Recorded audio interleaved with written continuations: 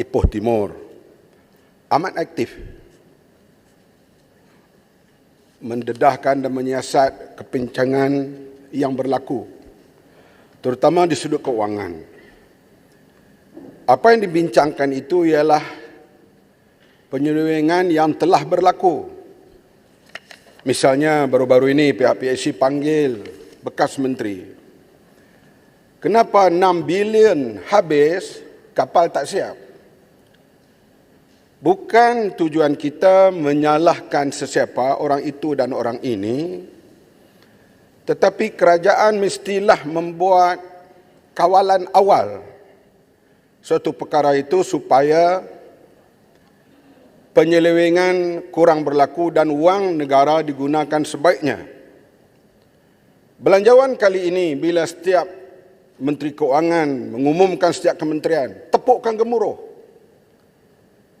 Tapi bila 6 bilion hilang, tak ada tepuk pun, tepuklah sama.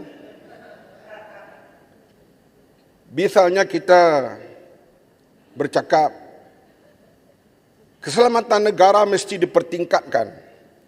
Laut, darat dan udara mesti diperlengkapkan dengan alat-alat moden dan baru. Pembelian helikopter mestilah diambil kira supaya keselamatan negara dapat dijaga. Beli helikopter 5 tahun tak sampai. Perkara inilah saya nak tumpu pada hari ini. Perdana Menteri ini Perdana Menteri yang dilantik sekarang ini. Kemudian ada pula perjanjian persepahaman. Artinya Perdana Menteri ini tak mungkin jatuh sehingga pilihan raya akan datang. Perdana Menteri naklah berani seperti yang disebut oleh Pasir Salak tadi. Nak kemukakan satu perkara kerana dia takkan diusik. Jangan lembek. Kita lihat misalnya pendedahan dibuat oleh bekas Ketua Polis Negara Tan Sri Hamid Badaw. Hamid Badaw ni bukan sarjan polis Gua Musang ataupun korporal polis di Tawau. Dia adalah Ketua Polis Negara. Mendedahkan bagaimana rasuah dan penyelewengan berlaku di kalangan pemimpin politik termasuk parti Lebay. Sampai sekarang dah setahun lebih pendedahan daripada Tan Sri Hamid Badaw. Saya tak nampak ada penyiasatan yang serius dan diberitahu kepada Parlimen apakah bekas Ketua Polis Negara itu hanya buat omong kosong. Kalau bekas Ketua Polis Negara membuat omong kosong, mesti mendakwa beliau. Kerana beliau memburukkan imej negara termasuk imej pasukan polis. Katanya ada kartel dalam polis.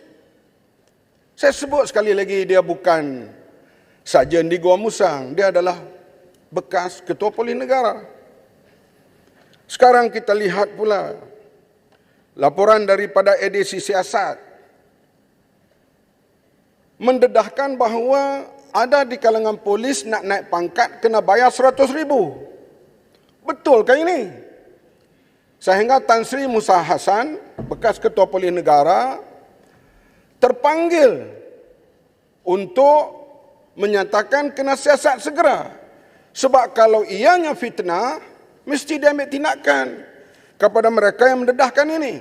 Kalau ianya betul, imej pasukan polis sudah tercemar. Inilah yang kita lihat sehingga terpanggil bekas Ketua Polis Negara Tan Sri Musa Hasan untuk bercakap hal ini. Kenaikan pangkat boleh dibeli. Betulkah ini? Perkara inilah yang perlu kita ambil kira. Jangan bila umum saja peruntukan Kementerian Pertanian naik, tepuk, pom, pom, pom, pom.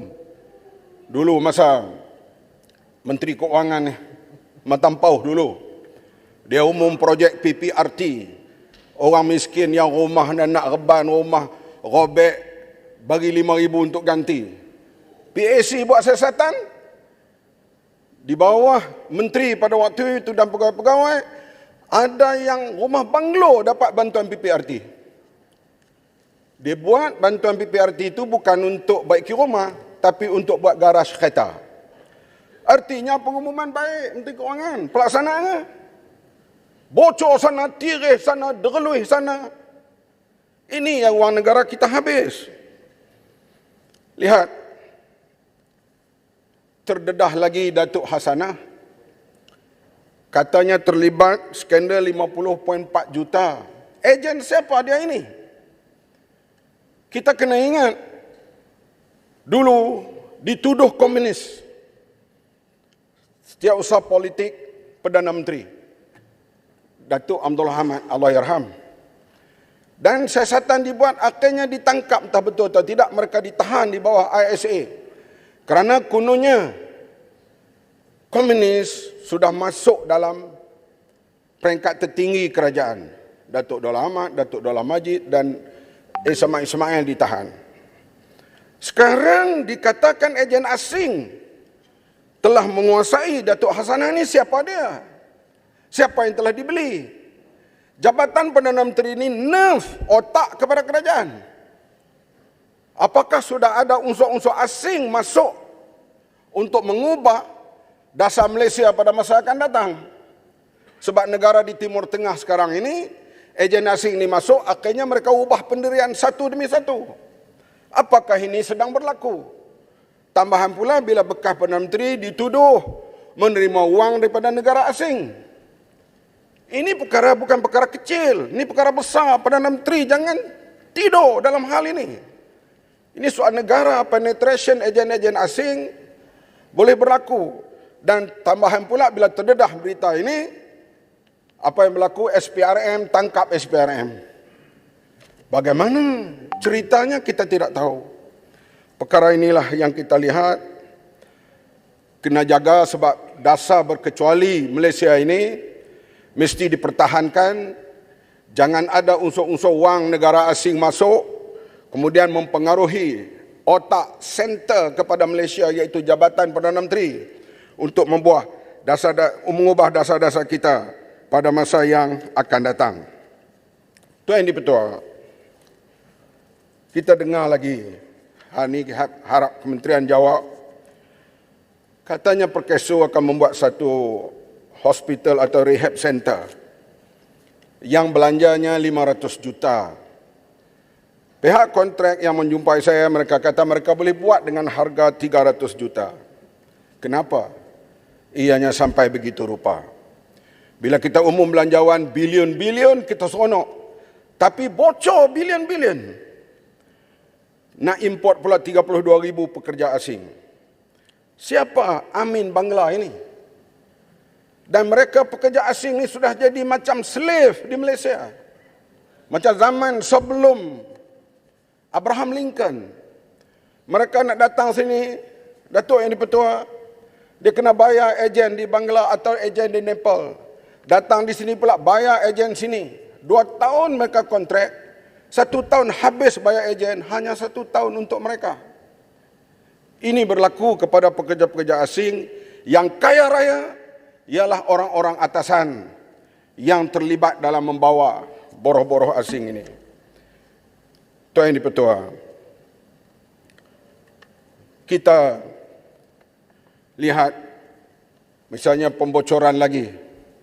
Dan sekarang ini PAC sedang bersiasat hari ini. Tapi bersiasat perkara yang lalu. 1 bilion dibelanjakan untuk buat kapal, tak ada kena mengena dengan buat kapal. Ini didedahkan oleh bekas Ketua Audit Negara Tan Sri Amrin Buang dalam siasatan yang dibuat terhadap Kementerian Pertahanan.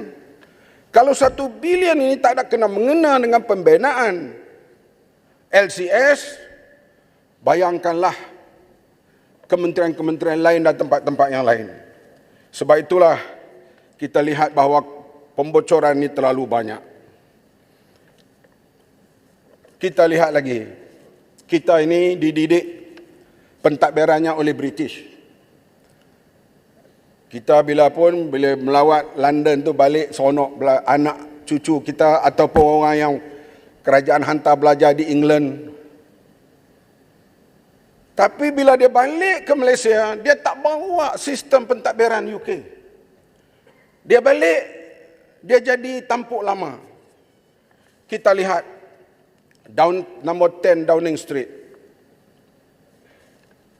Dia sudah pun umur dia, nombor 10 Downing Street ini, sudah 57 Perdana Menteri duduk di situ. Sudah hampir 300 tahun.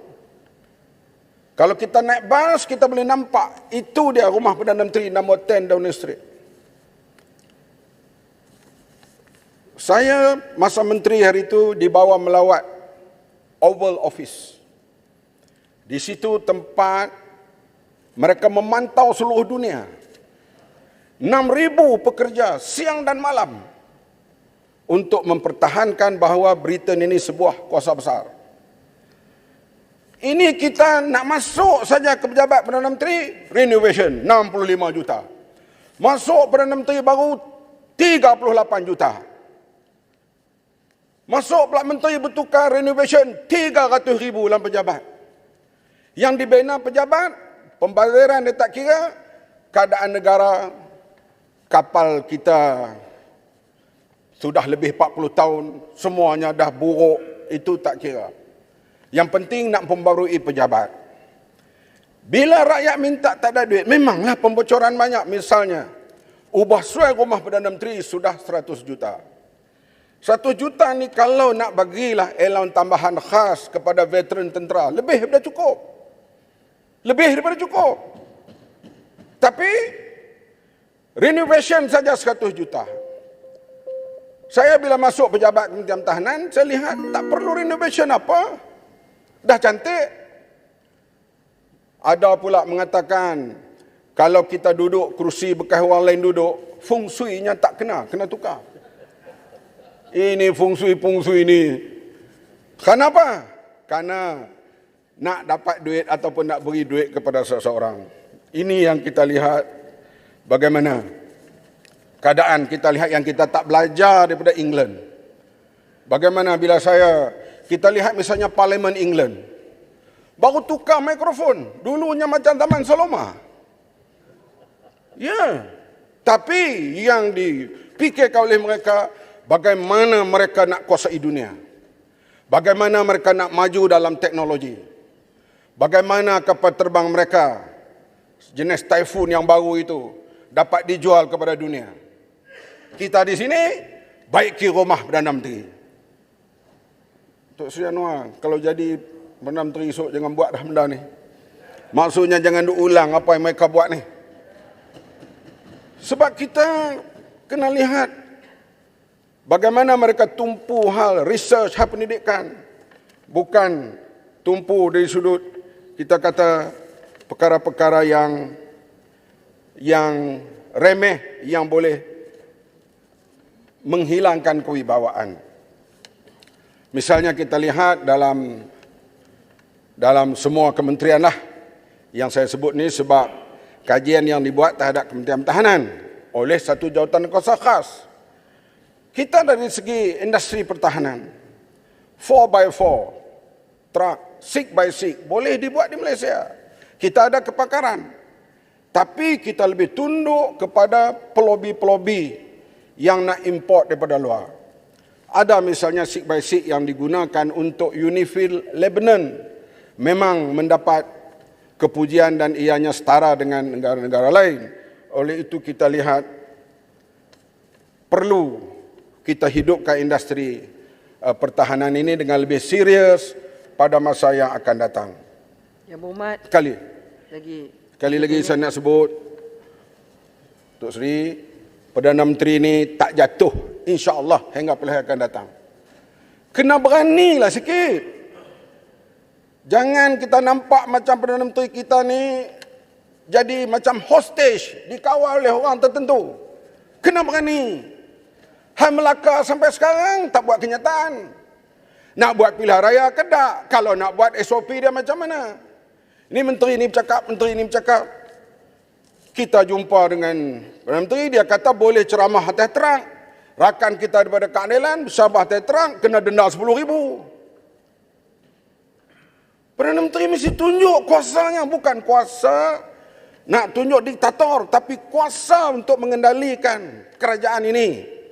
Jangan ada ugutan-ugutan daripada mana pihak. Sebab itu kita buat perjanjian, persepahaman supaya Perdana Menteri ini boleh kekal hingga pilihan akan datang. Tapi kita nampak dia tak berani membuat sesuatu untuk menyelamatkan Malaysia sekarang ini. Dan kita dengar sekarang ini tenda runding berjalan berluasa kononnya untuk duit pilihan raya.